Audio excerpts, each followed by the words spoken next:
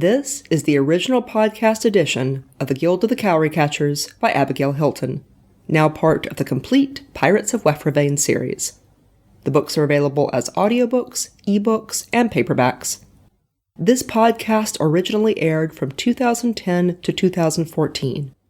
Stick around after the story for commentary from me, the author, more than a decade later.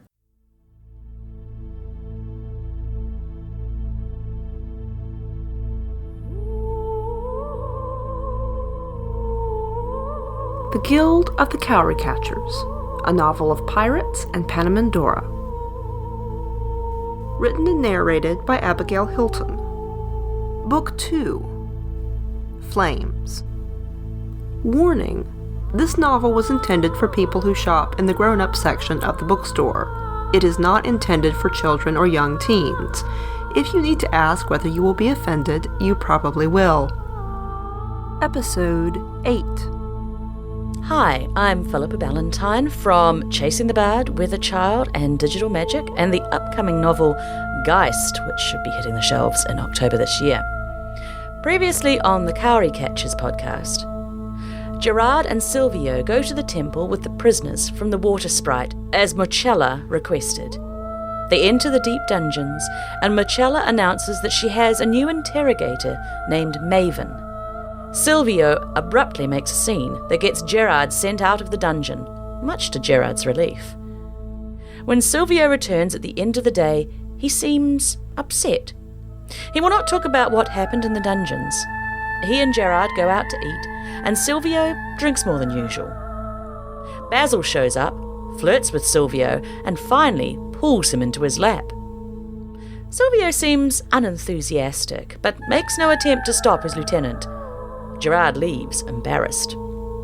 On his way back to the ship, he is knocked down by Gawain, who throws pepper extract in his eyes and leaves a mocking note in his pocket. Gerard returns to the restaurant, interrupts Silvio and Basil, and forces Silvio to listen to his story and read the note. With a sense of lingering awkwardness, Silvio and Gerard go in search of Gawain. Chapter 19. No Claws. Most species of fawns have 2 breeding seasons a year, around the last yellow month in fall and again at the end of spring. In most cases, these are the only times of year females can become pregnant, although biological mishaps do occur. Most Panons have only 1 breeding season, in fall or winter. Gawain, the non-Grishnards of Wefravain. They walked without speaking for several moments. Finally, Silvio said, I told you he was one of my bad habits. You did. Silvio walked with his head down, not looking up. He's not a bad sort, though, really. No, he's just a mostly selfish sort. I sailed with him off and on over several years when I was a teenager. He was a royal privateer during CERN's little war with Mordant on the coast of the Lawless Lands. Then he worked for a few of the small kingdoms, harrying whoever they were at war with. He did some freelancing, too. He was a successful pirate, never got caught, brought a lot of his own crew to the Sea Watch. He came here because of me. So the crew of the Dark Wind are a lot of criminals. Lovely. He's never been unkind, and generally he stops when I say stop. Generally, after the 3rd or 4th time. He's put up with a lot from me, including the sort of thing I just did. Gerard was trying hard to understand, and failing. Silvio, what I saw was him taking advantage of you when you were tired and unhappy. I don't think you're all that good at saying no. Silvio bristled. What business is it of yours, oh happily married one? Gerard held up his hands. It's not. I'm sorry.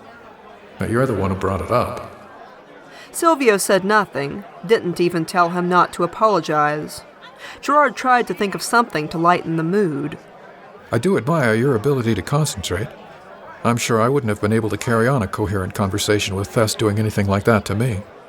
Silvio didn't look up.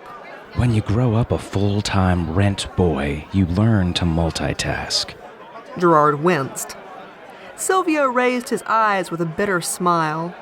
Gerard, you know what I am. You knew it from the moment you laid eyes on me. Please stop looking like you just swallowed a lemon every time I say it. Gerard stopped walking. Every time your guard's down, every time you feel overwhelmed or miserable, this thing in your past rises up and threatens to swallow you. Silvio had gotten several steps ahead of him and turned to look back. Gerard looked at him, really looked at him, with blood on his sleeve that he still hadn't tried to wash off, his coal a little smeared, a bruise on his neck where Basil had kissed him too hard. He was thinner than he'd been when they'd left Lecklock, and he was carrying his tail lower than usual.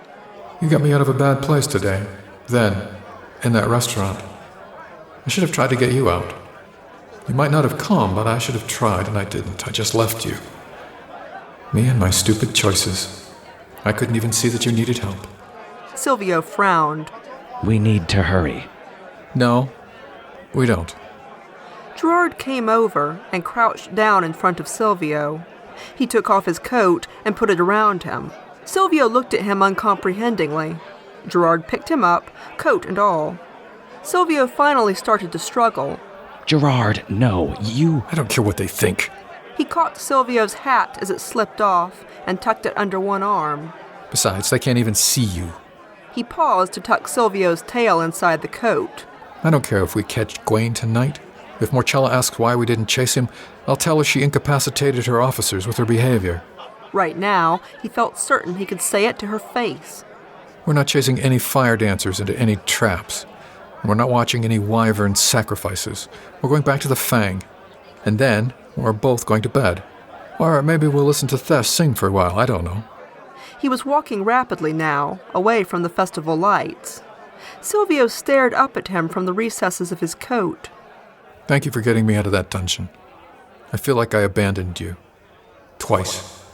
I'm sorry. Silvio tried to say something, but he couldn't seem to get it out. Finally, he put his head down against Gerard's chest. Gerard was pretty sure he was crying, but he didn't make a sound or a sob. That's probably something else full-time rent boys learn to do. When they reached the docks, but before they reached the Fang, Gerard stopped and set Silvio on his feet. Silvio kept his eyes on his boots. Gerard crouched down in front of him. Look at me. Silvio obeyed. You are so biddable right now. No wonder Basil could do whatever he wanted. Silvio's coal had run in little tracks down his cheeks. His eyes looked as sad as anything Gerard had ever seen. I'll be better tomorrow. I know you will. Gerard put Silvio's hat on his head and put his own coat back on.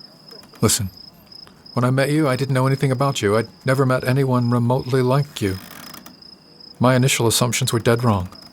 Please don't throw that in my face. You're not easy to get to know, Silvio, and you're not yourself tonight. This isn't you. Silvio gave a choking laugh and hugged himself. Oh, it's me, Gerard. That's probably more me than what you usually see. I'll get my claws back. Just give me a night's sleep. He raised those sad, sad eyes. And just for the record, you could have had me any time since Holivaris, but I didn't think that you wanted that, and, well, I would be a considerably cheaper gift than your coat. Gerard shut his eyes. Silvio, please don't talk like that. It hurts to listen to you. No, I don't want that, but it doesn't mean I don't love you. Other than Thess, you're the best friend I've got. I think you know me better than Alsair, and I've known him most of my life. I don't think you're cheap in any way. Silvio looked down at his boots again. After a moment, Gerard thought to hand him his handkerchief. Silvio buried his face in it. It's going to kill me when I have to kill you. Gerard shook his head. I'm not afraid of you, Silvio. I know. It scares me. He took another deep breath and looked up. When I get like this, I say things I shouldn't. Understandable. Good thing I'm the only one here. Silvio's voice came in a whisper. I can sleep when you're on the ship. Gerard had suspected as much, but he'd never expected to hear Silvio admit it. I'm glad I can help. You're not. It'll be worse when you're gone. Gerard watched him. You tell me things about yourself because you don't know what else to give me. You can't say thank you or I'm sorry. You know I don't want sex, I don't want much of anything. And you have to give me something. You have to pay for things, so you talk to me. Give me little pieces of yourself that you don't give anyone else. Your coals run a bit. He'd considered fixing the smudges himself, but thought it might be more physical contact than Silvio could take right now. Silvio smiled faintly. He rubbed hard at his face with the handkerchief. Basil wouldn't dare pick me up the way you do. He knows better. Oh? Oh, I nearly stabbed him once. Scared him. Scared me, too. I just panicked. Now the first thing he does when he gets a hand inside my clothes is divest me of knives. And I gave you one. Suddenly, Silvio's reaction to Gerard's behavior on Mance made a lot more sense. Silvio laughed, sniffled. Let's go back to the Fang before I say anything else I'll regret in the morning. And I can walk. There's really nothing wrong with my legs. They didn't walk very fast, though. Just ambled along the dock, admiring all 3 moons full in the sky. Red Moon was at its zenith. Morcella would be accepting one of the shelts from the cages about now. Gerard was glad he wasn't there to watch, although the actual devouring took place in the inner sanctum out of sight. You sure you don't want to talk about what happened in the lower dungeons? Silvio shook his head.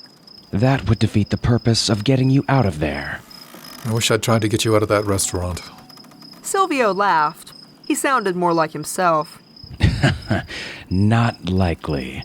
Basil, if I were normal, we would probably be fine together. But I'm just not. And he knows that. If he'd met you recently, his behavior might be excusable. But he knows you have a hard time saying no, and he just doesn't care. Silvio shrugged. Or just doesn't think. He doesn't brood like you do, Gerard. Basil acts. He's an opportunist. He's a shark. He's a good sailor and a loyal lieutenant who will remain on my side in spite of the fact that I just left him half finished. And hopes he'll get another chance. Silvio made a face. If you can get along with something like me... Someone. Silvio rolled his eyes. Oh, if you can get along with me, you can get along with him. At least tolerate him. Do not challenge him to some kind of duel over me. Gods, if the sailors get a hold of that story. I think I can manage tolerate. And Silvio, I can look out for my own honor. I've been doing it for some time. Silvio grinned. Not from me, you haven't. I've been known to tarnish honor just by breathing on it. And I've been known to ignore gossip as long as I'm satisfied with my own behavior. Didn't you hear the sort of things Jalil and my father said to me on Holovaras? Jalil and your father are fools. Gerard, I don't know how you can maintain the illusion that there's any justice in the world. You were snatched from a position of authority for which you were well suited after making a splendid choice of queens, and for this, the gods gave you to me. If that's not sheer spiteful cruelty, I don't know what is. Gerard smiled faintly. Seems to have worked out all right. Silvio shook his head. Nothing's worked out yet. They were silent a moment. Tess thinks we'll have a child this spring. There's no way to be sure, but she says it feels like last time. Earlier in the summer, that would have made Gerard happy. Now it made him worried. Silvio grinned. She can teach it to sing. You can teach it to use a sword. I'll teach it to curse and wear inappropriate clothing. Gerard smiled. You don't have any kids, do you, after everything you've done? Silvio snickered. Everything I've done. Great choice of words, Gerard. Gerard grimaced. I didn't mean... I don't think I've ever actually done a female foxling. You had to think about that? Silvio grinned. Yeah, I did. I'm almost sure. There were a couple of times I had too much to drink, but I try hard to avoid female foxlings. It's one thing that worries me about girls in general. Always that tiny chance, even with a fawn. I'd hate to doom a child to existence. I'd never have thought of it that way. Silvio gave a little snort. I was angry at my mother for years once I figured out how conception works. I mean, all she had to do was not take any Foxland customers at the wrong time of the year. Is that so difficult? Maybe your father wasn't a customer. Silvio shook his head. Sweet leaf merchant, perhaps? Oh, well, I exist. Damage done. Gerard looked out over the moonlit water. If I have a child next spring, that'll make it even harder to leave. A crazy, half-formed thought stirred inside him. Silvio, do you want to take a ride with Thess and me and the meerkat? It was a beautiful night for sailing, but... Schultz on Holovaris always said I could sail the meerkat anywhere. What if we just kept going? Forget Gawain and his traps and Morchella and her dungeons. We could head for one of the coastal cities of the Lawless Lands. It would be a hard crossing, but I know I could do it if we had some luck with the weather. Elsair would find us. He'd find me anywhere. We could travel inland where there are no wyverns and no resistance. Thess could sing and Silvio could translate books, and I'm sure I could find something. Something better than this. Silvio was looking at him with a strange expression. Do you have any idea what I'm thinking? What I'm asking? Silvio spoke softly. All right. You have an idea. Tomorrow you'd say I was crazy. But tonight you still haven't got your claws back. Tonight you'd come. Gerard! Alsair flew over them and dropped to the ground a few paces away. He sounded breathless. Gerard, I've been looking everywhere for you. 2 things. First, the Griffins are playing with one of your prisoners, and I thought you might like to know. Second, I just flew over the temple, and it's in an uproar. Someone stole one of the sacrifices while they were busy offering another. Silvio blinked. Which one? I don't know. I only just heard about it. The Griffins are playing with a prisoner from the Water Sprite. Yes, up on the hill above town. I think they might have picked her off the street. They'll kill her shortly if nothing's done. Gerard turned to stare at Silvio, who didn't quite meet his eyes. Forget about that. Probably the best thing that could have happened to her. Morchella released them? Gerard was bewildered. Silvio looked up at the stars. She released something. Look, Gerard, they're just shells. I doubt that Zed even remembers how to feed herself. Gerard stared at him. What did... I said, forget it. Silvio spoke with a returning note of command. We have to go check on the sacrifices. It's part of our function, and we should show Mistress Gawain's note.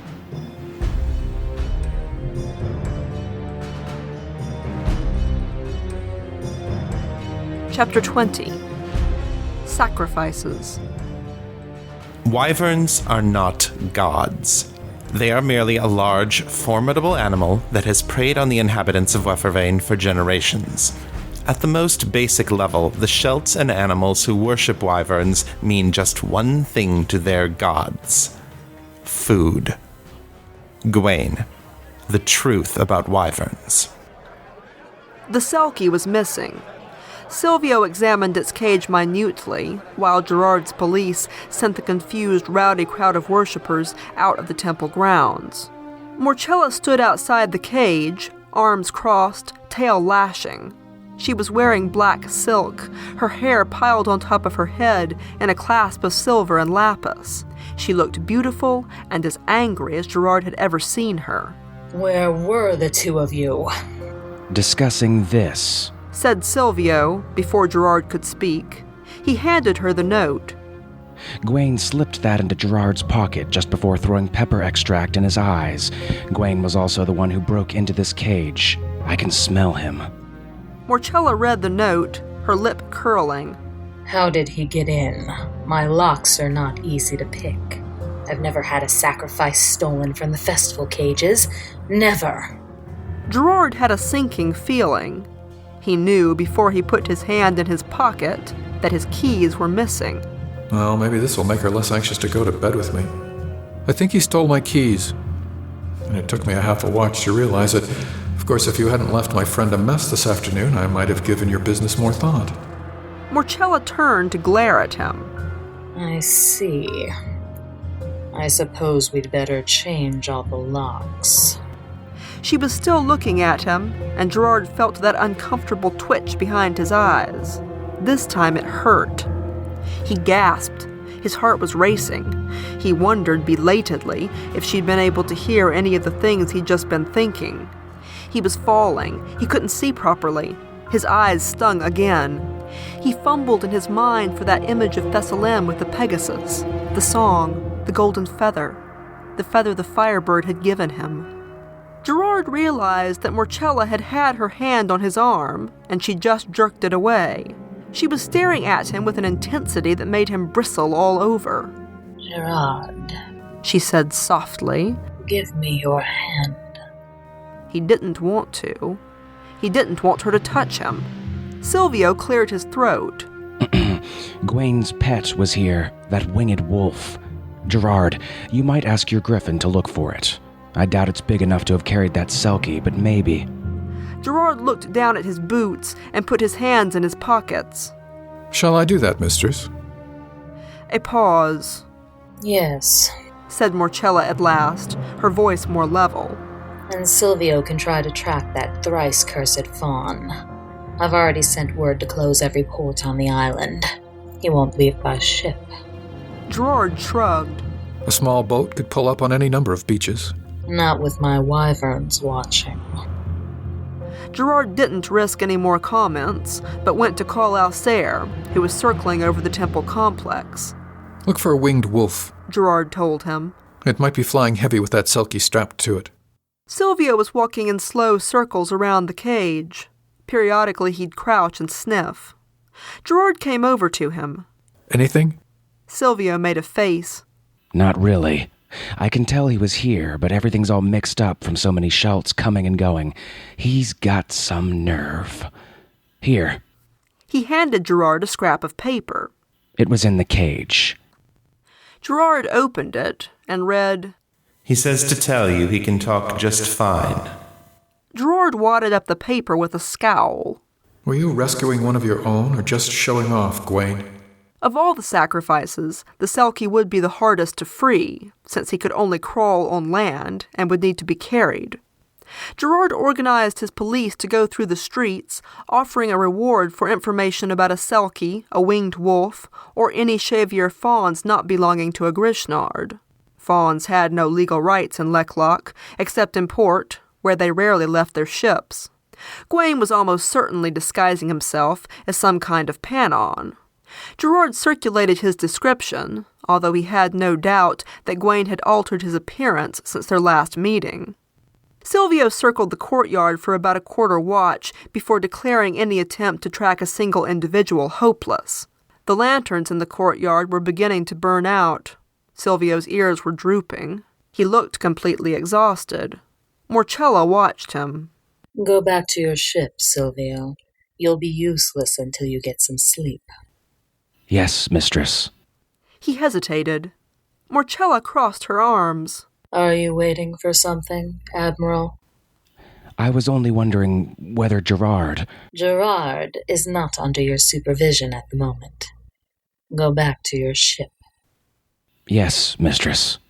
She turned to Gerard. Captain, you will follow me. Her tone brooked no argument.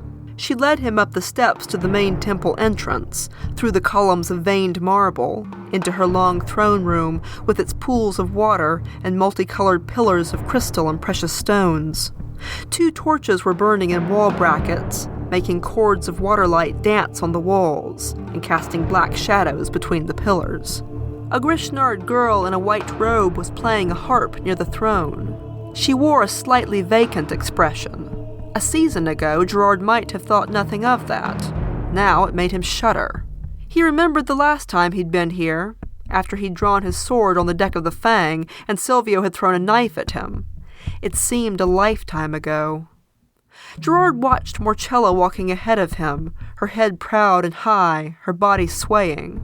He'd been up almost all night, with nothing to eat that day, been attacked by Gwain, and talked to Silvio about things that left him feeling drained. These were not the circumstances under which I wanted to talk to Morchella. She led him all the way up the dais, behind the throne, and then she ducked through the gauzy curtains. Gerard hesitated. Only sacrifices go beyond this point. Only sacrifices. Morchella stuck her head back through the curtain with an impatient expression. Admiring the view, Captain. Are you going to make me take the Selkie's place? He was amazed that he'd asked it aloud. I'm tired enough to say anything. Morchella smiled and licked her lips.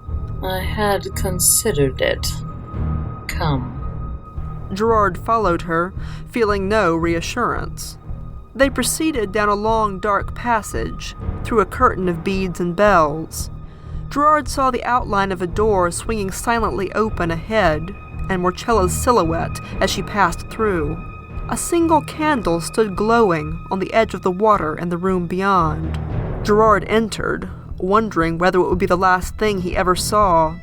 Morchella's sacred pool glistened in the distorted moonlight, falling through the ceiling of crystal and colored glass.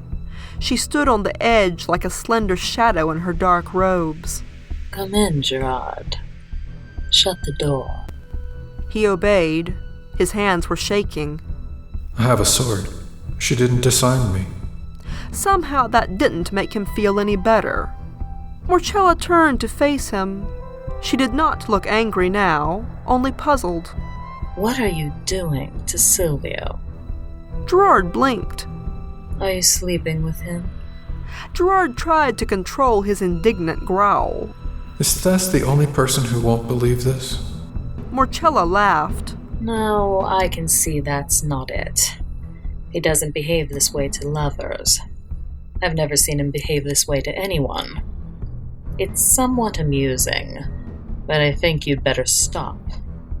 I'm not doing anything to him. You are. You're changing him. Gerard folded his hands behind his back and looked at the ceiling. You did ask me to get along with him, mistress. If only you always obeyed so well. Gerard couldn't tell whether she was joking. She took a couple of steps back and forth. I think he's trying to protect you. But Silvio doesn't protect anyone other than himself and perhaps me. She shook her head. It's very strange. I'm his friend. Said Gerard. That's all. Morchella laughed. Friend is just a word to Silvio. For all his books, he doesn't know what it means. That's not true, thought Gerard. He's had at least 2 close friends that I know of other than Tess and me. Nevertheless, he said aloud. Her behavior made him a little bolder, and his exhaustion made him careless. And speaking of Silvio's friends, did you kill Malpin? Who? Silvio's mentor. His parent. The closest thing he ever had to a parent. Oh. Morchella smiled. Him. No, I didn't kill him. Gerard thought for a moment. Did you send someone else to kill him? Morchella's smile widened. Gerard, you're so clever. Silvio never thought to ask me that. Or maybe he just didn't really want to know. Yes, I sent a wyvern to kill him. He was making Silvio less useful. Gerard looked into her serenely smiling eyes. I'm going to destroy you.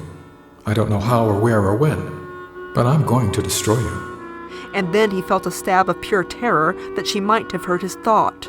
Concentrate. You had things you were going to say. Say them. Morchella giggled. She crossed the room, put her arms around his neck, and kissed him. Gerard backed against the wall. Morchella, please listen to me for a moment. She started unbuttoning his shirt. I'm listening. Gerard squirmed away. Please listen without trying to undress me. I wasn't going to try. He caught her by both wrists and held her arms apart. Enough. Morchella raised one eyebrow. Are we going to do it that way again? Gerard felt himself blushing. You're beautiful and powerful, and I'm sure many Grishnards in Wefervain would kill for what you're offering. But not me. I can do your work, and I can do a good job. But not with you tearing me apart. You asked me once whether my honor would let me interrogate prisoners, and I told you it would. But it won't let me do this. Please. Morchella cocked her head. When I first met you, I thought you were the most charmingly defenseless creature I'd ever seen.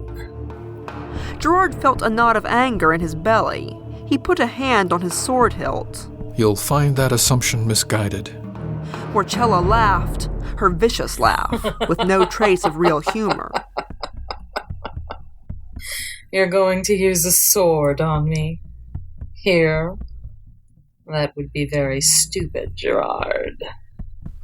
As though to illustrate her point, the water of the sacred pool rippled, and the moonlight caught a flash of turquoise scales. Gerard felt ill. I wasn't threatening you, mistress. Oh, I think you were.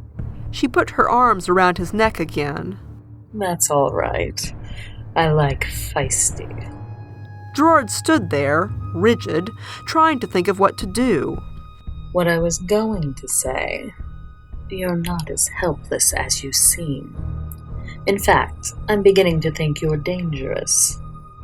I don't mind, but I should warn you that I'll only tolerate so much defiance. I haven't defied you. Not yet. Gerard ducked out of her arms and backed away. He tried the handle of the silver inlaid door and found it locked. There's got to be more than one way out of here. But he couldn't see any. She was smirking at him. Morchella, I won't do this again. I just won't. You'll find it a lot harder when I haven't been poisoned. You don't think I could pin you down without poison. But I don't need to. You said you love your wife. Gerard felt a chill. Are you threatening Thess?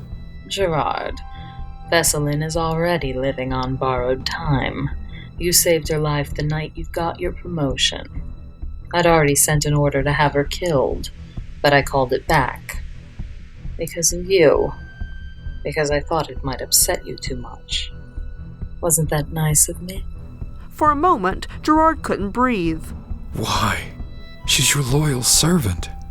Because she sings songs I don't like. If she was a nobody, I might ignore her, but she made a real stir when she started touring. And then when you joined the Sea Watch, she came out of seclusion on Holivaris and started touring again. You might tell her to stick to the newer ballads. Morchella's eyes narrowed to slits. I don't like Pegasus songs. Gerard stared at her. How did you know? And then he understood. Arundel. You look through his eyes. You do it all the time. Morchella waved a hand. Not all the time. If I did that, he'd forget who he is and what he's supposed to be doing. She strolled around Gerard, close enough that her twitching tail slapped his legs. He's very good with a bow. I'd hate for him to mistake your griffin for a Pegasus. He can get mixed up when I start tinkering. Gerard shut his eyes. You have so many weaknesses. Even Silvio. He thinks he's safe because he doesn't have any friends, but I know where all his buttons are and how to push them. Little things upset him so much. Gerard felt sick and dizzy and completely helpless. Morchella moved around in front of him and put her arms around his neck again. I think you'd better just kiss me.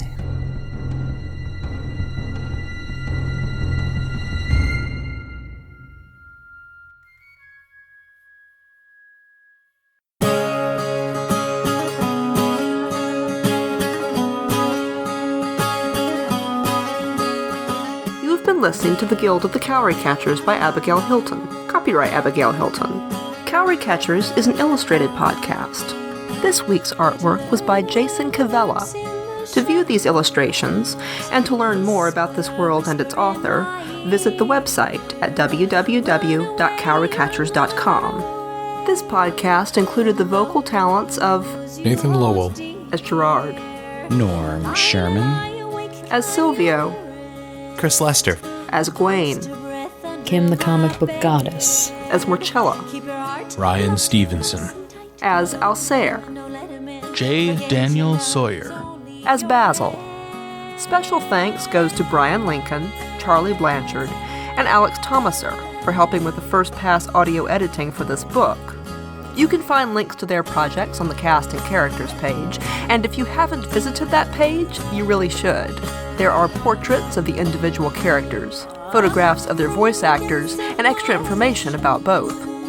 Sound effects for this podcast were generously provided by SoundSnap and the Free Sound Project.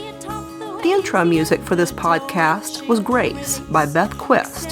The outro music is Monsters, also by Beth Quist, both licensed with permission from Magnatune.net.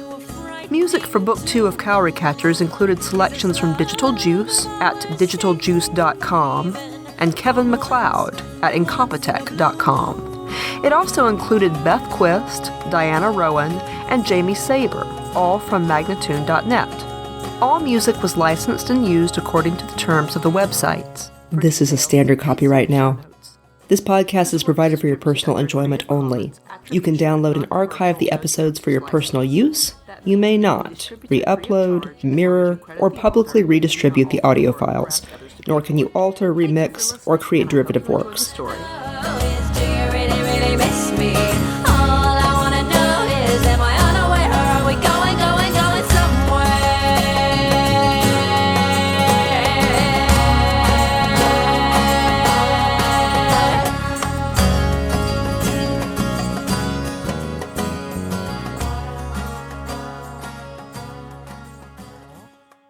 And I'm back. This is 2025 Abby, coming to you with some comments on the episode.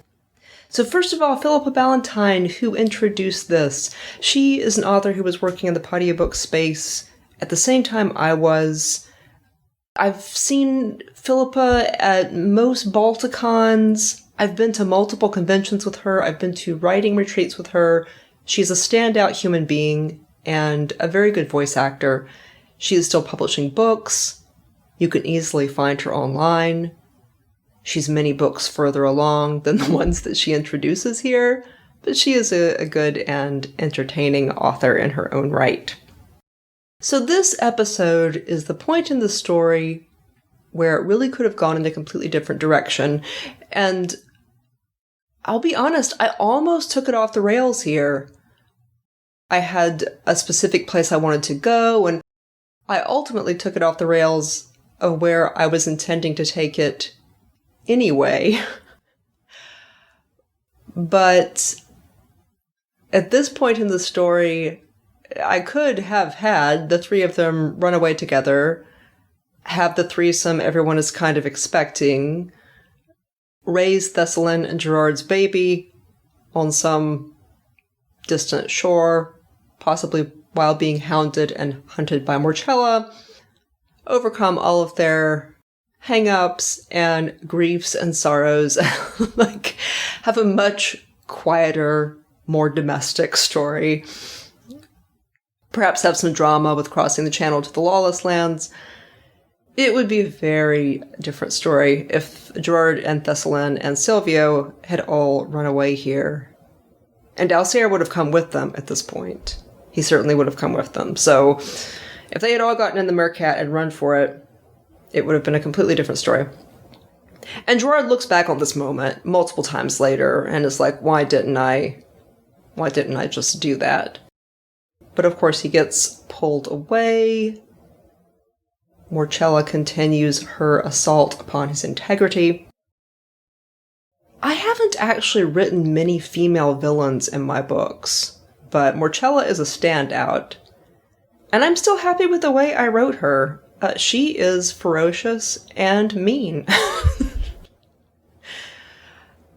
And yeah, Gerard really does have no choice here. I mean, she has a lot of different ways that she can threaten him, a lot of different ways that she can get to him. And as Silvio has pointed out, she is also much older and much, much stronger. He has no idea exactly in what ways she is stronger, but she certainly can force her will here. There's no contest. In addition to the fact that she has many, many ways to threaten him regarding other people that he cares about. I have a bad habit of redeeming my villains. Some people like that about me. I think some people probably find it annoying. I do actually have an idea of how I could redeem her without being too offensive, but I can't tell it to you until you've finished at least the first 2 books, because it would be a major spoiler. I do think it would be interesting to write a novel where there was a Machiavellian female authority figure, and the story was about her underlings who possibly have a relationship with each other. I like that idea, and I think there are probably people who read this and expected this story to be like that, which is not at all what I was writing. Like, Marcella is an actual villain. She's not just Machiavellian. She's quite selfish and cruel, and she tends to break her toys. So a truly Machiavellian female authority figure who is shades of gray, who is very much not afraid to bend the rules. That's Mochi. That's my boy Mochi. Anyway, I think I've said before on here that Daphne in The Knight and the Necromancer is the closest thing to that kind of female authority figure that I've written, where she's not actually evil, but she is willing to be ruthless and to pursue the good of the people that she's serving, even if it involves things that some people would consider unethical. I think that character would be interesting. I might write a story like that in the future, but this is not that. Marcella is much more destructive than Daphne, and also, she's lived too long. She doesn't even always act in her own best interests, mostly because her self-control is imperfect. I mean, she is trying to act in her own best interest, but her self-control is imperfect. Also, she's very, very, very confident in her own ability to manipulate situations because she is so much more crafty and so much older and has seen so many more situations than the people that she is usually dealing with, who have less experience than she does. We'll say it that way. Hopefully I didn't get too spoilery with that. I will see you in the next episode.